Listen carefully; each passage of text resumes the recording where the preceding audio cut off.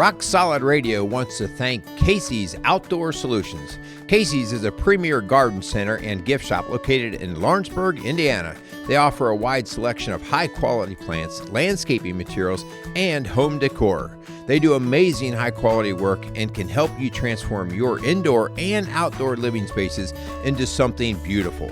So stop by Casey's Outdoor Solutions today and let them know you appreciate their support for Rock Solid Radio. Visit Casey's today. Welcome to Rock Solid Radio. This is Merle and Linda Hutchinson from Rock Solid Families. Hey, hon, how are you doing today? I'm doing good. Spring is here. I officially. You had that mug out last time. I can officially use my mug. Happy spring, it says. Oh, it's official. It is official. It is official. We're officially on spring break. How's your spring break going? Well, other than rainy and cool, it's fantastic. You know, it doesn't have the same feel that it did when we were teachers, and spring break was like, yes, we're out of. Yeah, but there'll be some travel involved and maybe some sunshine. So hey, stop your complaining. Sorry. Guess what we're doing today? What? I'm really excited. Why? You're going to make me eat crow. What? What are you talking about? You're going to make me eat crow. Crow? What does that mean? You don't know what eat crow means?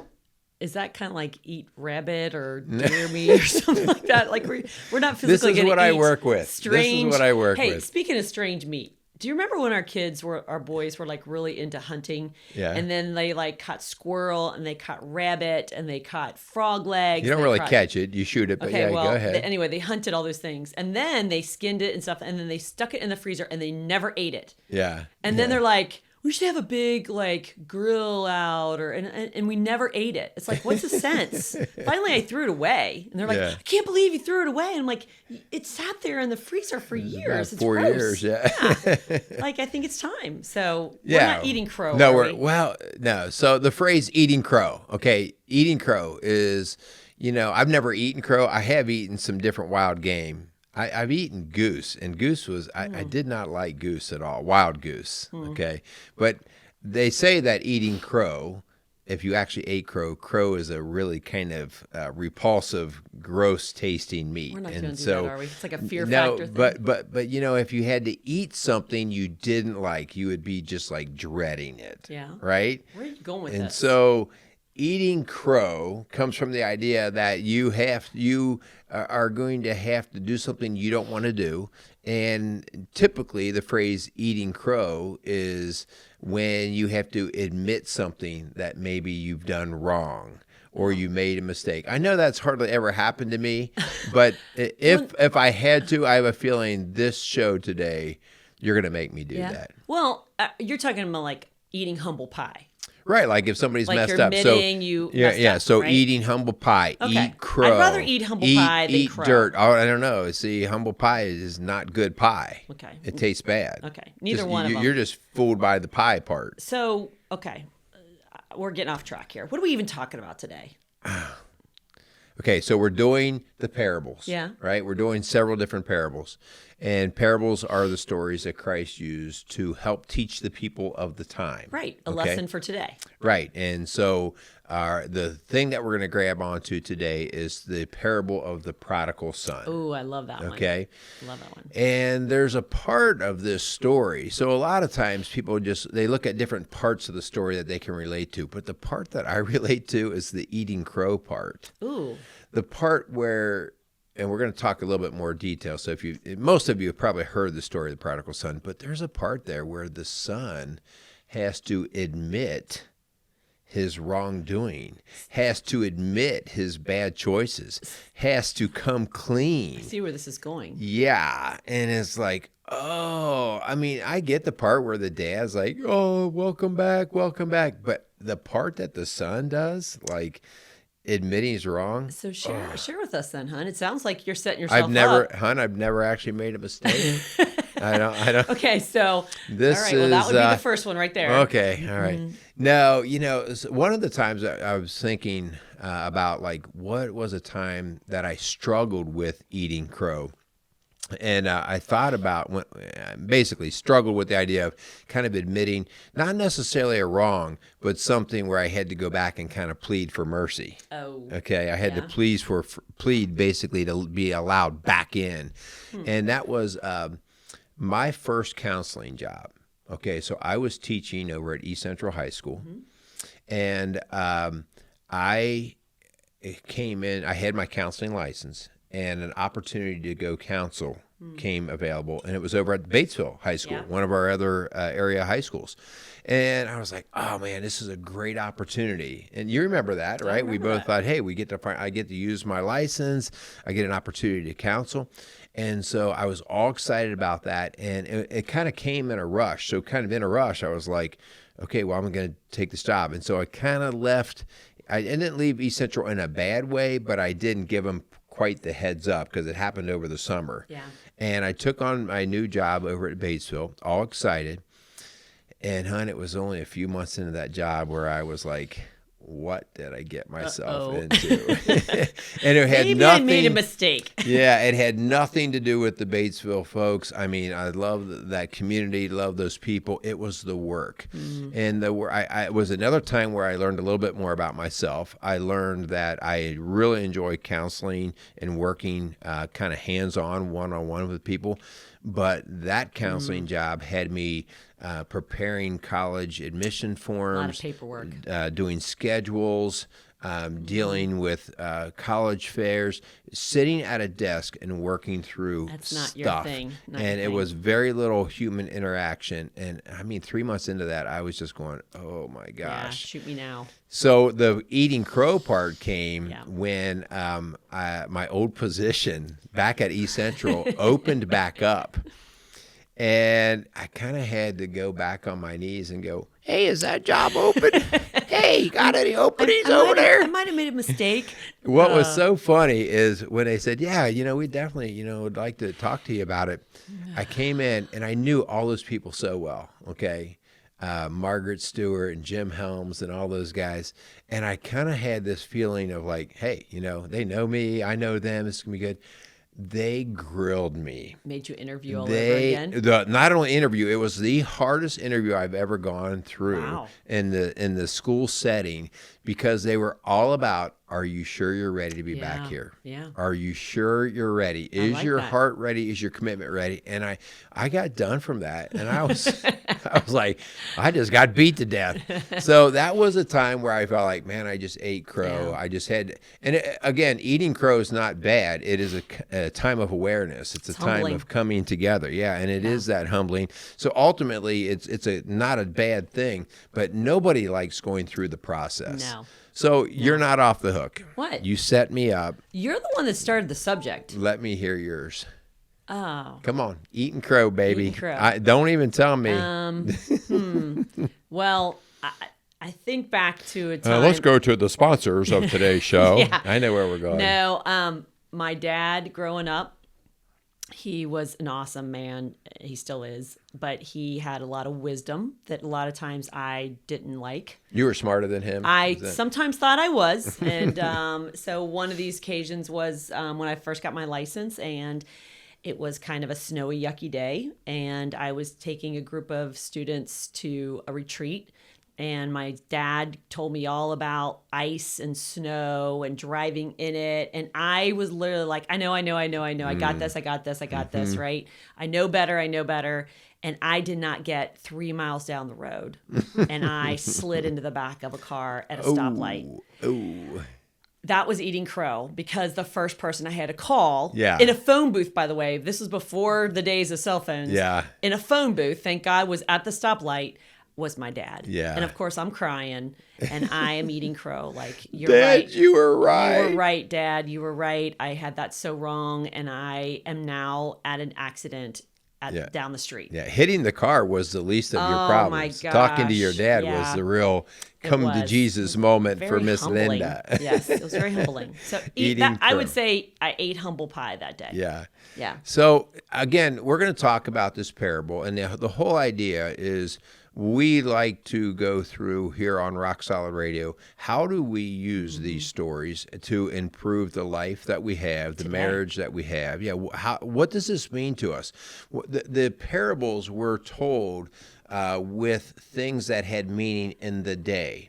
And so whether that was with an animal or whether it was with a certain type of work or whatever, but the human character, the characteristics, the nature does not change. And so in 2021, it is just as relevant as it was back in the days of Jesus. And so what we really have to do is we really have to think, what is Christ saying to us today? From that parable yesterday. And so we're going to get into that a little bit and we're going to have some fun, but at the same time, really drill down like, okay, what do you need to hear in your family, your marriage? Yeah. But before we do, we just want to take a second and thank our sponsors. We want to thank Casey's Outdoor Solutions and Maxwell Construction for coming alongside Rock Solid Radio. And we couldn't do what we're doing without them. So please take a moment when you have a chance, especially if you stop by Casey's, let them know that you appreciate this positive programming that we hope is going to help you and your family. Absolutely. Okay, so and a couple of different announcements. I think we're going to dedicate this announcement. This would be what I call humble pie. We are humbly asking, as we're getting ready to kind of kick off our spring fundraising season with sending out letters and talking to people and making phone calls. And it's not fun. We don't enjoy that part. But we are starting to learn a couple of things. One, it is humbling, and it is a matter of us realizing quickly that we all have gifts. And we talked with a couple the other day who they were fantastic about reminding us about the importance of gifts. And that is, one of our gifts that we are thankful for and feel like that we've been blessed with is laid on our heart to help couples and families, but having just the ability to do it. But we talked to one couple and they said, we want to help couples, but we don't have any of that ability or understanding of how to actually approach somebody to counsel or coach. And they said, but I've been blessed financially, and I know how to make money, and so that understanding is humbling to us, but it's an understanding that we have to have. God didn't make us self-sufficient so that we are talented and gifted for everything we would ever need. And he makes it so that we're all set with separate gifts so that we have to call on each other to help each other, but also to help his kingdom. Right. And so this is our ask. We need you guys. The families that we serve need you. They can't always afford to pay what they need to pay or what we're asking for them to pay. But we say, you still need to come in here. We're going to work with you. And so we need you. They need you. We feel like our community needs you. And so this is your way. If you've been blessed, please think about considering Rock Solid Families and our ministry here. You can go to our website. There's a donate button there, and you can be set up on either an ongoing giving or a one-time gift, and whether credit card or check or cash, however you want to do that. But we just ask that you pray about it, think about it. This is how we pull together to get these kinds of things going, and this is our ask. So. Please help us out. And so what we've been hearing from people is that, especially with this stimulus checks that a lot of families are getting, that, this is a way that they can take that. Maybe they've been doing fine without it, let's say, and pay it forward. And so we're asking to pay it forward. And we do believe that it takes a village, and part of it is that this is not about us. This is about the families that we can reach with our message and with the opportunity for help and for hope. So please, if you have questions about our work and how you can get involved and how you can support, we always appreciate your prayers, because this is an uphill battle. We're swimming upstream. We are the minority now. And so it's important that we band together and we support positive messages of hope and help. So, Speaking of which, today's message is about hope. It is about hope. Yeah. It's about a lot of neat things. And so, what we're going to do is we're going to take apart. I don't know that we feel the desire to read all of the parable of the prodigal son just because of its length, but maybe we'll kind of highlight it and bullet point it. And if nothing else, we would encourage you to go back and read it. So this is one of these stories that is only found in one gospel. It's only in the Gospel of Luke, and it's in Luke 15 verses 11 through 32. So, but basically this story is, to kind of do a quick recap, is we have a wealthy father, okay? And so wealth back in those days was measured in animals, crops, and land, things like that you had. And so this gentleman had really all that he could ever need. And part of that was he had built up such wealth that his sons knew that they had a significant inheritance coming their way. And they were like this. Yes. They were excited. And the son, is tired of living this life. And he asks his father for the inheritance ahead of time. And he wants to take it and go live a life of his own. And his father is willing to do that. Even though he knows this is not going to end well. You can kind of feel it. He goes ahead and he lets him have his wealth and go do what he wants with it. Right. And so he takes the money, he takes the inheritance that he has, and, kind of probably, I can imagine, putting his flip-flops on and having his dough stashed in his back pocket, and he's out. And he makes kind of no bones about it. He's out to party. He's out to celebrate. He's out to just live the life. And he does that. He has fun, and he parties, and he lives what seems to be like just a fun, cool, and even rewarding life in the moment, okay? But we don't know any kids that do that. No, not at all. Yeah. No. And again, I think it's important that not just to get down and fault him for it. These are what we call fleshly desires. Yep. And so none of us are basically hidden from those. Yeah. But they're definitely strong at that young adult age. Sure. The Drink teenage, it away, party it away. Yeah, I mean, it feels spend good, it away. do it. And so this kid has this opportunity. He's wise in the sense of, hey, I got some money coming, and this is how I could use it. So he does it. The problem is soon he exhausts all of his resources. He blows it, okay? And he starts to get into that panic. What does he do, hon, when he's like, I got no money, honey? He's desperate. He's desperate, and he's trying to feed himself, and he literally finds himself eating among the pigs. I mean, he's in the pig pen, and he's hired on to work in this pig pen, and he's literally sitting in that thinking, what did I do? Yeah. I'd like to think that he would say, I've hit rock bottom. Yeah. Oof. Okay. And he literally realizes that he kind of made a mistake, that eating crow that you said, or humble pie. Yeah. And realizes that, man, I'd rather go back and be a servant of my father than doing what I'm doing now. And so he literally gets this repentant heart of really having remorse of the decisions that he made. And that's a key thing here, because you may be a parent and you have a child who has squandered their inheritance away. Maybe they have taken advantage of you. They literally eat and sleep and take your stuff and have no appreciation and no gratitude, and you just let them keep doing it. And at some point, you have to realize that they've got to learn the consequences for their actions, which is what the father did. He let him go and squander that money, but he didn't stop him. No. So when the son kind of wraps his head around what he needs to do, he does it with the right heart, as you just said. He didn't come back with an arrogance of, man, you owe me. Give me some more money because this ran out or whatever. The story would be very different. He if that came was back the case. and he actually asked to kind of be demoted out of the family line. Like, I'll just be a servant, Dad, but anything you can do is better than what I have right now. I'm living with the pigs. And that's when things get kind of, I'll say, a little bit different in terms of what the world might say. You might say, well, he deserves what he gets.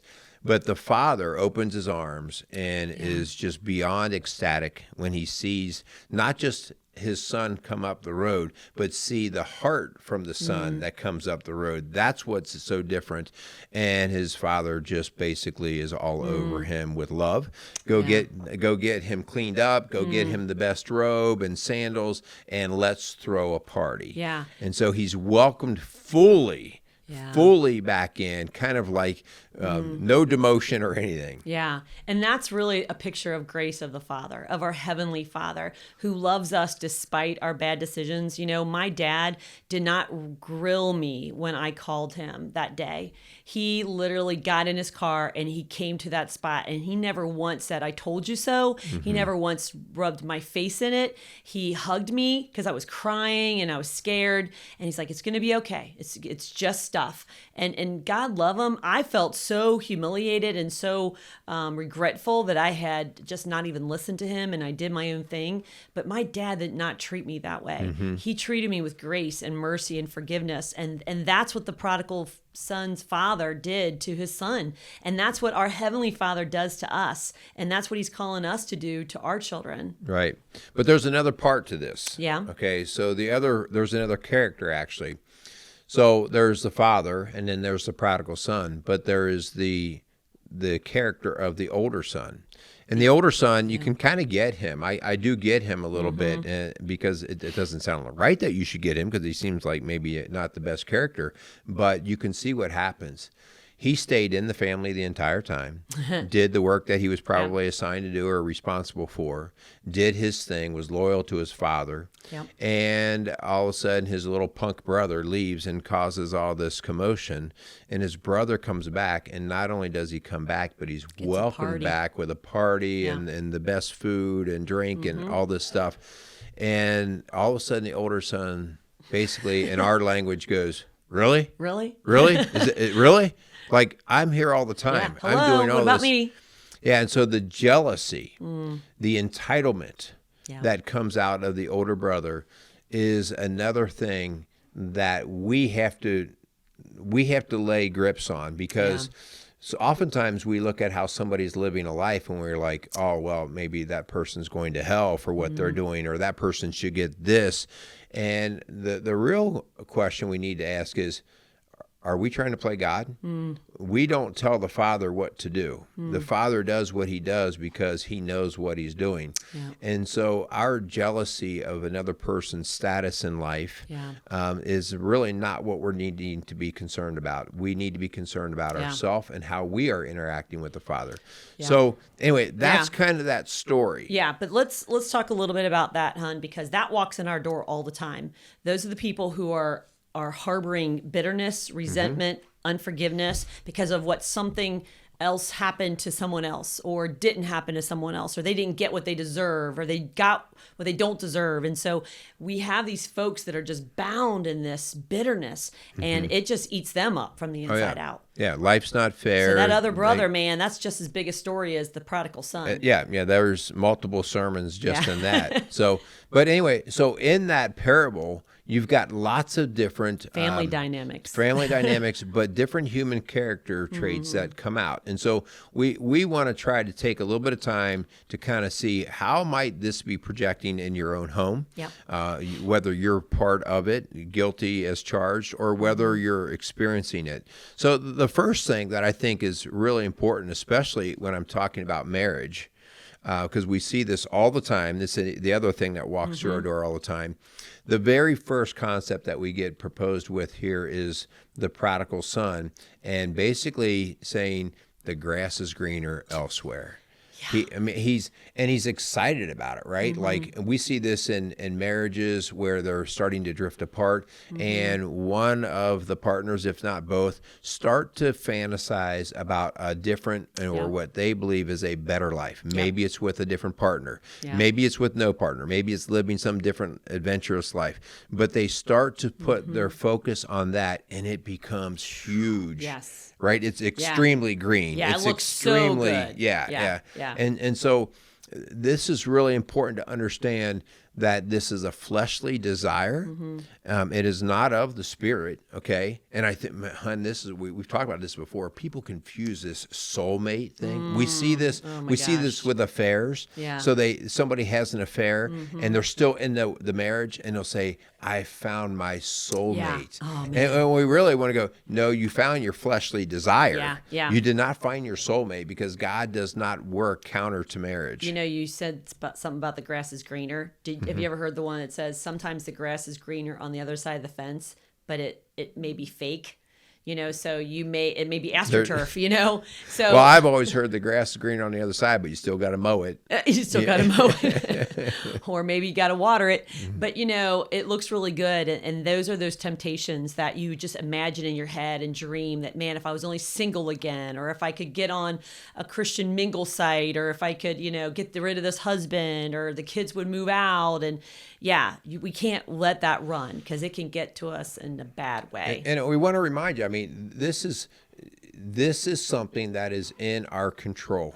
And this is also the work of Satan. We see it with pornography. If we let pornographic images and fantasies run through our head, I talk to men all the time, and I'll be like, well, when do you do this? Well, a lot of times when I'm driving, I just have these fantasies going in my head. And I'm like, okay, so one of our practices is going to be, as soon as you catch it, you say, stop. And you literally call it out for what it is. In the name of the Holy Spirit, I am going to stop doing this. And you would be shocked at how you're able to start to take every thought captive, as Scripture tells us to do. And so this is another one of those things. On the other hand, if I don't take it captive, and as you said, hon, I actually water it, all right, it'll grow. Yeah. And again, God doesn't necessarily save us from that in that moment. So we want to be really careful, understanding that this is the very first thing that happens to this prodigal son. He gets these fantasies going, and man, they are real in his mind. Yeah. So it can happen in our marriage. It can happen with friendships. It can happen with our kids. This story is about a son. And a lot of times our kids get to that age where we think life is better without my parents, or moving out, or doing this drug, or drinking this beer, and it looks so enticing, right? And you just see those train wrecks ahead, and it's so hard sometimes when they get to be of that age where they're 18, that they think they're the adult, right? And they can make all these adult decisions, and you see it just not ending well. But it's like, okay, you're the adult. I have to, it's tough. It's so tough. So then it kind of moves on. So I kind of like to think of God puts up a passive fight for our heart. And what I mean by that sounds kind of like an oxymoron. A fight seems to be aggressive, but it's a passive fight in that he is going to let you do your thing. And that we call that free will. So he's going to let you do your thing. But I want you to think about something. God doesn't save us from natural consequences. And I want you to think about what that means, natural consequences. Who created nature? God created nature. And so things naturally won't go well. And God's not going to save you from those things. Yeah, like cirrhosis of the liver if you're drinking too much. Like hurt kids from divorce, like the grass ain't greener and I still got to mow it, like all these things. And so God fights for us, but he allows us to do our things. And his nature will slowly just keep punching us with the fallout. And so part of this, and that's what happened to this son, right? He went out, and man, at first it was just awesome, fantastic, and then life started punching him.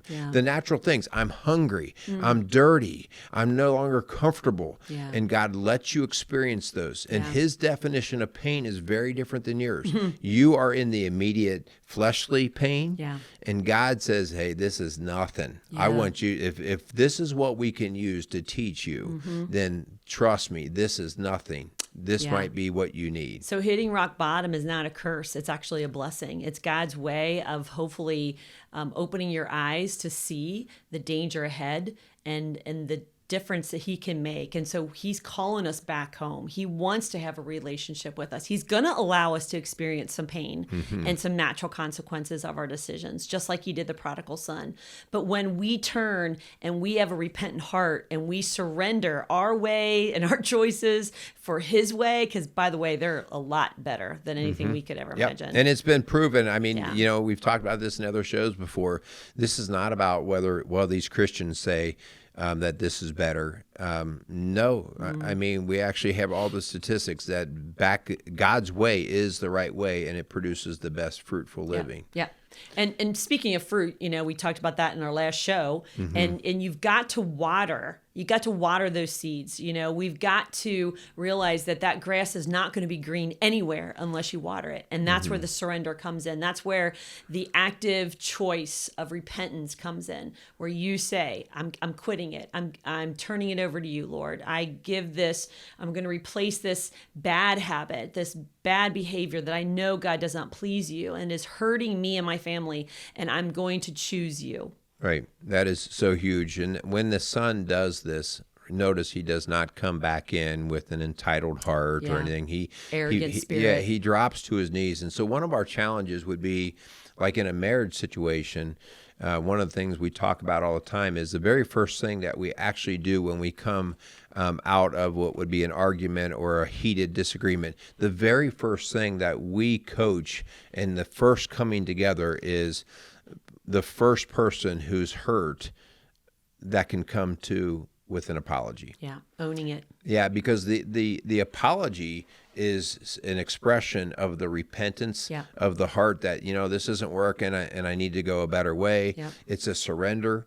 And so we really want to emphasize that, whether it's in a marriage situation or we teach our kids this. I remember when the kids were little and if they did something wrong and maybe we sent them to their room for a timeout or whatever, we would tell them, and when you come out, you need to be ready to apologize.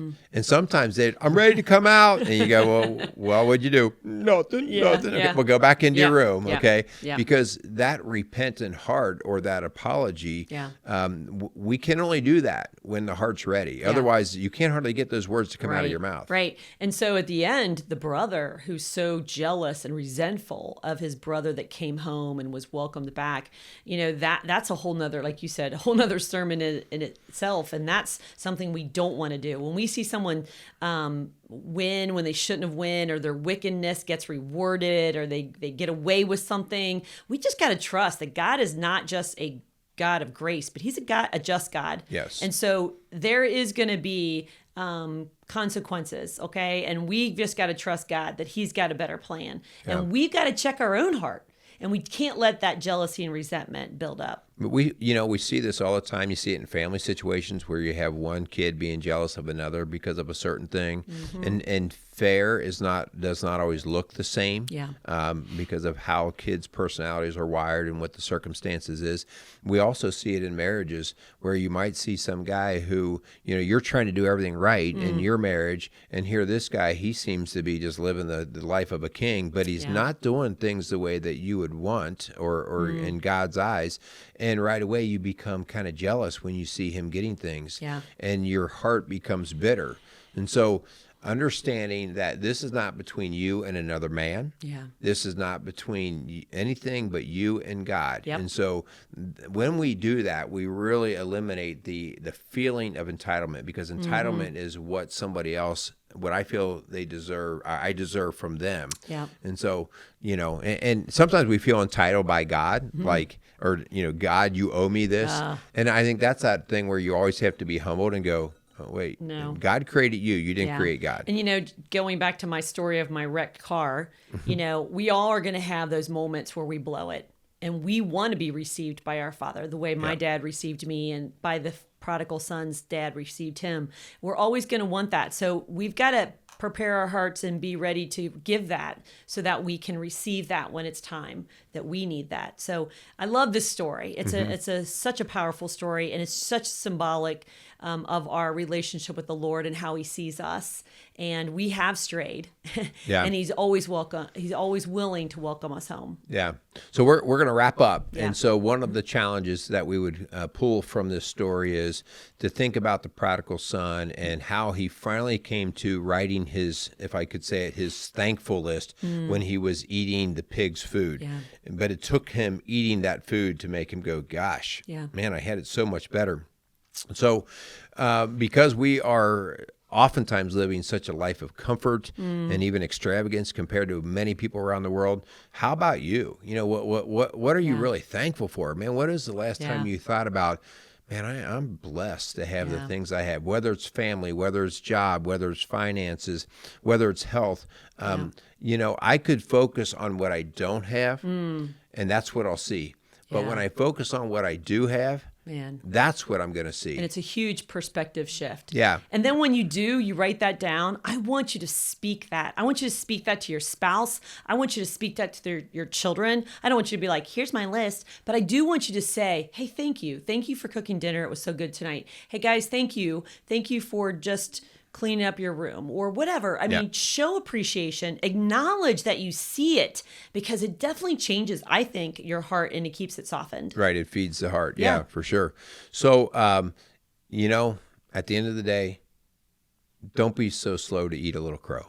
That was pretty good, wasn't it? Don't be so slow to eat a little crow. Oh, my gosh. You might have to eat a little crow, but at the end of this, it's a blessing. And it's part of the humility that we need, because it allows God to be who God wants to be in our life. He wants to have a relationship with us, and we have to humble ourselves and take ourselves off the throne. So be slow. Yeah. Don't be so slow to eat a little crow. Oh, that was good. I'm writing that man. down. As we close, we want to thank again our sponsors, Casey Outdoor Solutions and Maxwell Construction, for their support of Rock Solid Radio. Yes, we certainly do. And so we'd like to say thanks again. And we just want to continue to do what we do. And Linda, you okay there? Don't die on me. So go out there and help us continue to build a stronger community, one family at a time. Make it a great day. I think you ate crow and you're choking on your crow. You're choking on your crow. You all right?